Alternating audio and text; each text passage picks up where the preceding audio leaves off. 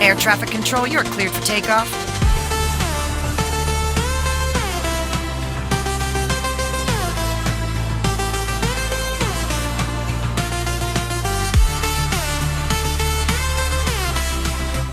कर्जत चौक मार्गावर भिसेगाव खिंडीच्या हद्दीत भीषण अपघाताची घटना घडली आहे। मारुती सुझुकी इर्टिका कार आणि महाराष्ट्र राज्य परिवहन महामंडळाच्या बसची समोरासमोर जोरदार धडक झाल्याने एक व्यक्ती गंभीर जखमी झाली असून कारचं मोठ्या प्रमाणात नुकसान झालंय।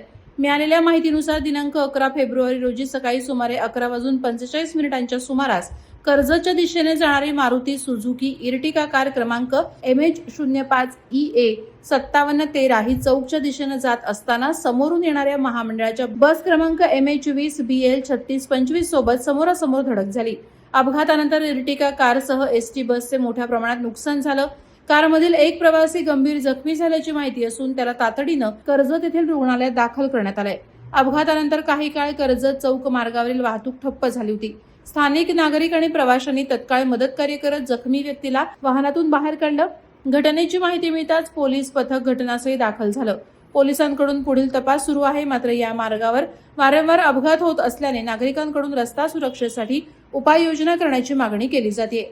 वादळवारा लाईव्हसाठी खलील सुर्वे, खोपोली।